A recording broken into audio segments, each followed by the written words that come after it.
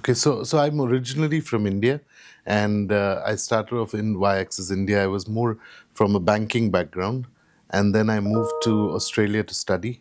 That's the first time I actually experienced an option to move overseas and study. Then, when finished my business studies, went back to India. I was considering whether I should join the bank or do something else, which is more meaningful. And then I joined Y-axis. I joined Y-axis in about 16 years ago, and I initially started with Y-axis India, where we used to help people who want to move, visit, migrate, invest, and move to other countries. And then from India, I moved to, obviously, I started Y-axis's overseas operations.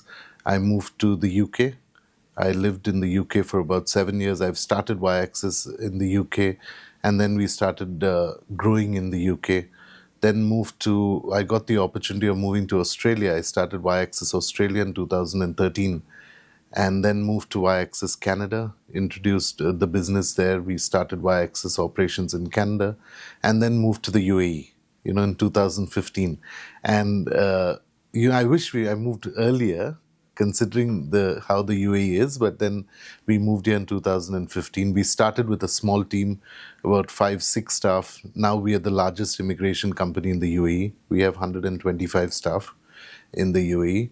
So we help people who want to work, study, visit, migrate, and invest in any country at all, which is Canada, Australia, the UK, Germany, Europe. And we help people, we do career counseling. We help students who want to look at admission and then visa applications. We've also started working with local governments here to bring in more people into UAE. So it's called the Destination UAE. So we've introduced Destination UAE to bring in more people from India, especially India, because we're large in India. We get about 120,000 inquiries a month.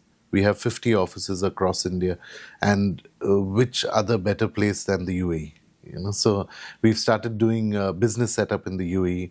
We've started bringing people to study in the UAE, because that's another huge market. Because considering the UAE and India, we are so close, I think a lot of parents like their children to be close by. And then we started doing freelance visas in the UAE. So that's another part of our business which we are introducing now, and it's going really well.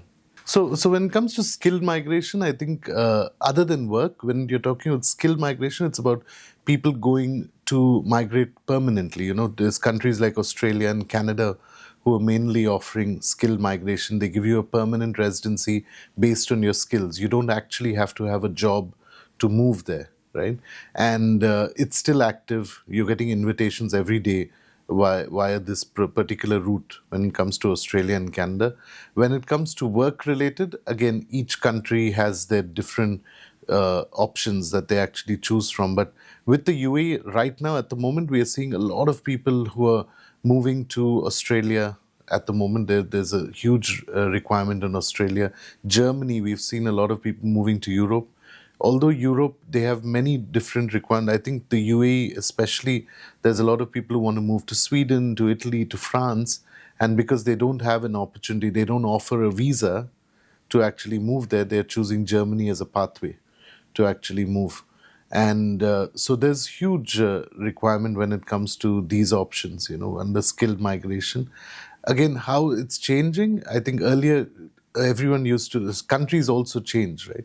So the countries used to select people based on labor, general skill labor, and all the occupations possible. Now what's changed, I think, is they're selecting critical skilled workers. Mainly, again, healthcare is a huge requirement. Healthcare workers, IT engineering, again, they've changed their whole selection process. Countries have changed their selection process with IT and engineering as well.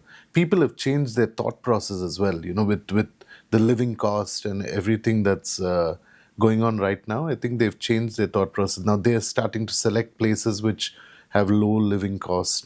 Look at cities rather than looking at Toronto, look at a smaller city, Calgary. Rather than looking at London, look at maybe York or somewhere else. And I think so they're looking at regional and smaller cities to reduce the living cost. And they're looking at high-paying countries, people who are paying really high. and so they're looking at high-paying jobs. So it's both ways. One is countries are changing their policies, people are changing their preferences, but they're still moving. So the UAE, we get a lot of inquiries from all over the world. Considering we are based in different countries, we get inquiries from Australia, from the UK, for people who want to actually move to the UAE. We don't get too many freelance visas, but we get a lot of business setup. People who want to set their business up in the UAE, and why not? If you think about it, tax-free income. The government's pro business people, they want people to come in. We have world class infrastructure, we have world class healthcare, children's education is great, and and corporate tax is really really low if you make a lot of money. And so why not the UAE? So it's brilliant. So we get, not only from India, we are getting a lot of inquiries from people from other countries as well, especially when it comes to business setup. And when it comes to working, I think people who want jobs and things like that, they're always looking at the UAE. Skilled workers are always looking at the UAE. But when it comes to mainly business setup, there are a lot of people moving in. It obviously, I think the cost wise also the UAE is much, maybe accommodation maybe on the same par with some countries, but everything else is, I think, much more better. Considering the fact that they're not paying income tax, as compared to paying some countries 30, 40, 50% of income tax and insurance. I think the UAE is much more affordable. Many people, I've been to Canada a few months ago, and everyone who's talking, migrants who are there, who think, and they talk about waiting for their citizenship and then moving back to the UAE. So there's so many people. That's the agenda. You get your citizenship and then come back to the UAE or any of the GCC countries. So it's that attractive.